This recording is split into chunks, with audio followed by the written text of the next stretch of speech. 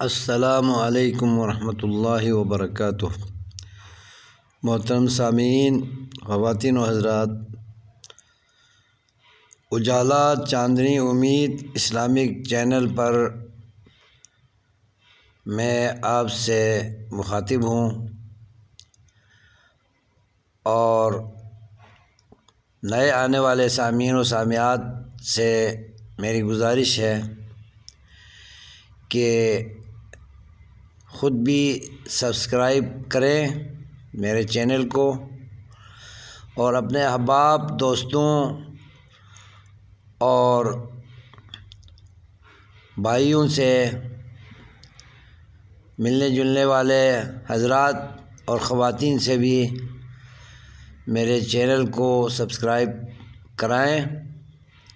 تاکہ میری حوصلہ افزائی ہو اور یہ چینل دوام پکڑے، جاری و ساری رہے، تاکہ اچھی ویڈیوز اسلامی تعلیمات پر مبنی، اصلاحی معاشرے پر مبنی، سیاسی، دینی، تجارتی، معاشی، ملکی اور عالمی اصلاحات کے اچھے نظریات سے آپ روشناس ہو سکیں۔ ہماری کوشش یہی ہے کہ ہر میدان میں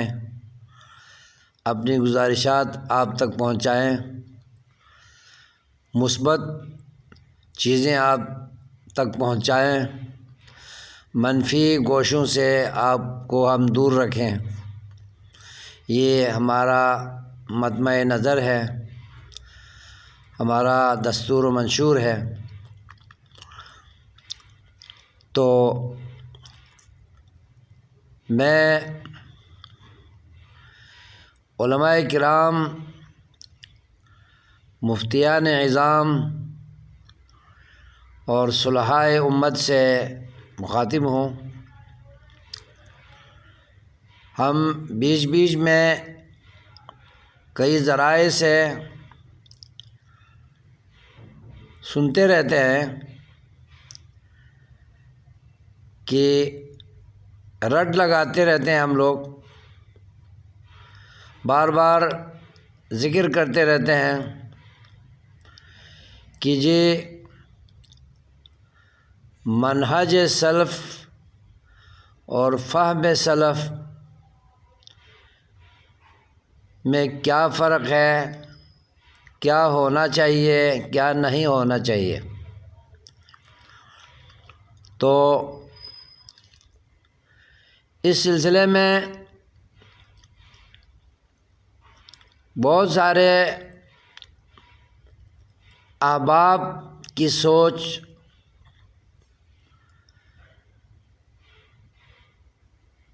کامیاب سوچ نہیں ہے اور صحیح سمت پر لے جانے والی سوچ نہیں ہے۔ ہمیں فہم سلف اور منہج سلف پر زور دینے کے بجائے ذرا اور آگے چلے جائیں تو وہاں اس بات کا فیصلہ ہو جائے گا، صحیح سمت ہمیں ملے گی۔ وہ یہ ہے کہ ہمیں منہج سلف اور فہم سلف پر گفتگو زیادہ کرنے کے بجائے، اس میں پھنسے رہنے کے بجائے، اس توق کو اپنے گلے میں پہننے کے بجائے، اس پھندے کو اپنے گلے میں لگانے کے بجائے ہم اور آگے چل کر یہ کہیں کہ منہج شریعت، منہج نبی اور فہم نبی پر ہمیں بات کرنی چاہیے۔ منہج سلف اور فہم سلف بات کی ہے۔ سب سے پہلے منہج شریعت، منہج نبی اولین حیثیت رکھتا ہے، اور یہ معلوم ہے کہ منہج نبی اور منہج شریعت کتاب و سنت ہے، تو کتاب و سنت کو ہمیں مقدم رکھنا چاہیے، اور ہمیں ایمان لانا چاہیے کہ جو منہج شریعت ہے اور منہج نبی ہے، تو نبی صلی اللہ علیہ وسلم نے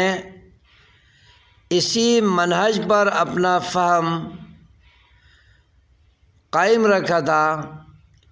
اور اطیعوا اللہ و اطیعوا الرسول یہ ہمارا منہج ہے۔ یعنی جب اللہ تعالیٰ کی دعوت یہی ہے، نبی پاک کی دعوت یہی ہے، اللہ فرماتا اطیعوا اللہ و اطیعوا الرسول، اور نبی اسی کی تشریح میں، تبیین میں، تصریح میں، تفصیل میں فرما چکے ہوئے ہیں کہ کل امتی یدخلون الجنہ الا من ابا، قیل من ابا یا رسول اللہ، قال من اطاعنی دخل الجنہ ومن عصانی فقد ابا۔ تو مجھے بتائیے کہ منہج اللہ اور منہج رسول میں کوئی فرق ہے؟ کوئی فرق نہیں ہے، اس لیے کہ قرآن متن ہے اور حدیث اس کی شرح ہے، تو متن اور شرح متفق ہیں۔ یہی منہج نبی ہے، یہی منہج اللہ ہے، یہی منہج شریعت ہے، اور یہی فہم شریعت ہے اور فہم نبی ہے، تو ہمیں اس پر زیادہ غور کرنا چاہیے۔ غور کریں گے تو ہمیں ہر چیز حل نظر آئے گی، اور جب آپ اصل بنیاد سے ہٹیں گے اور بغیر بنیاد کے آپ عمارت کھڑی کریں گے، وہاں 100 سوالات پیدا ہوں گے کہ یہ عمارت پکی ہے یا کچی ہے، مضبوط ہے یا کمزور ہے، وہاں سوالات اٹھیں گے۔ یقینی بات ہے کہ بنیاد سے ہٹ کر ہم بات کریں گے تو اس بات میں پختگی نہیں ہوگی، اس بات میں استقلال اور استمرار نہیں ہوگا، تو قبولیت بھی نہیں ملے گی، اور اس پر یقین بھی کوئی نہیں کرے گا۔ تو ہم اصل سمت پر آ جائیں، ہم منہج اللہ، منہج شریعت، منہج نبی پر بات کریں، وہ ہے کتاب و سنت۔ تو کتاب و سنت جب منہج اللہ ہے، منہج ربانی ہے، منہج شریعت ہے، منہج نبی ہے، اور یہ دونوں متفق ہیں، تو ہمیں منہج اللہ، منہج نبی، منہج شریعت پر اپنا فہم قائم رکھنا چاہیے۔ ہم کتاب و سنت کی کوئی منافی بات کو بلا ضرورت ہم تسلیم نہ کریں۔ ہاں، اگر کوئی مسئلہ سمجھ میں نہ آئے، کتاب و سنت پر پرکھنے کے باوجود ہمیں کوئی چیز سمجھ میں نہ آئے، تو پھر ہم ادھر ادھر دیکھیں کہ نبی پاک صلی اللہ علیہ وسلم کے صحابہ نے کوئی فتویٰ دیا ہو ایک نئے پیش آنے والے مسئلہ سے متعلق، تو اس میں انہوں نے کیا موقف اختیار کیا اور کس چیز کو بنیاد رکھ کے انہوں نے فتویٰ دیا تھا اور مسئلے کو حل کیا تھا، تو وہاں ثانوی حیثیت سے ہم اس پر غور کریں گے، اور وہاں پھر سلف نے جو حالات کے پیش نظر فتوے دیے تھے، فیصلے کیے تھے، اصلاحات کی تھیں حکومتوں میں، خلفاء نے، حکمرانوں نے، بادشاہوں نے، مسلمان حکمرانوں نے، تو ہم ان کے فتاویٰ پر، ان کی اصلاحات پر، ان کے قوانین پر، ان کے آئین پر اور اصلاحاتی امور پر ہم گفتگو کریں گے، لیکن ہم منہج سلف کو اور فہم سلف کو ہم اولیت دیں گے تو پھر ہماری بات پختہ نہیں ہوگی، کیونکہ یہ بے بنیاد بات ہوگی، کیونکہ منہج سلف اور فہم سلف بات کی ہے۔ سب سے پہلے منہج اللہ، منہج رب، منہج شریعت، منہج نبی یہ مقدم ہے، اور ہمارا ایمان ہے کہ کتاب و سنت کے منہج سے ہٹ کر فہم نبی کبھی بھی مخالف نہیں رہا ہے، کیونکہ اللہ اور رسول کی جو بات ہے وہ ایک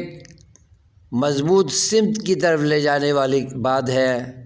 اور جو انسانوں سے منوانا ہے اللہ اور رسول نے، تو کتاب و سنت ایک اٹل حقیقت ہے۔ منہج اللہ، منہج شریعت، منہج نبی ایک حقیقت ہے، ایک اٹل ہے، اور متفقہ، مقبول اور منظور ایک دستور اور ایک منشور ہے۔ تو اسی کے مطابق ہم نے، چاہے وہ سلف ہوں، صحابہ ہوں، تابعین ہوں، تبع تابعین ہوں، ان کے بعد والے لوگ ہوں، سب کو اپنا فہم منہج اللہ، منہج رسول، منہج شریعت، منہج نبی کے مطابق ہمیں بنانا ہے، اور اس سے ہٹ کر اگر ہم کسی منہج کو فروغ دیں گے، مقدم سمجھیں گے اور اسے اعلیٰ مقام دیں گے، تو پھر اذا کان الغراب دلیل قوم سیہدیہم طریق الہالکین، تو جب ہم اصل سمت سے گر جائیں گے، پٹری سے ہٹا کر گاڑی چلائیں گے، تو پھر گاڑی چل نہیں سکتی، اور سفر جس طرف ہم منزل تک پہنچنے کے لیے کرنا چاہتے ہیں وہ سفر رک جائے گا، منزل ہمیں نہیں ملے گی۔ اس بات پر ہمیں بہت غور کرنا چاہیے، اور منہج سلف اور فہم سلف میں جگڑتے رہ کر ہم کسی کو اونچا کریں اور کسی کو نیچا کریں، یہ ہماری سطحی سوچ ہوگی۔ اعلیٰ سوچ والے بن جائیں، منہج نبی، منہج اللہ، منہج شریعت، منہج ربانی، اس پر ہم زیادہ سے زیادہ بات کریں گے تو ہم بنیاد والی بات کر رہے ہوں گے، ہم مضبوط اور ٹھوس بات پہنچا رہے ہوں گے، اور اپنے نظریات، اپنی سوچ، اپنے عقائد کو اور اپنے اعمال کو ہم درست سمت پر چلا رہے ہوں گے، جو نتیجہ تک پہنچانے والی سوچ ہے اور کامیابی تک لے جانے والی سوچ ہے۔ اس سے ہمیں ہٹنا نہیں چاہیے۔ یہی تعلیم، یہی نظریہ، یہی سوچ، یہی موقف ہمیں اپنے طلباء کو بھی دینا چاہیے اور معاشرے کے لوگوں کو بھی دینا چاہیے، اور امت کے ہر فرد تک ہمیں اس سوچ کو پہنچانا چاہیے، نہ کہ منہج نبی، منہج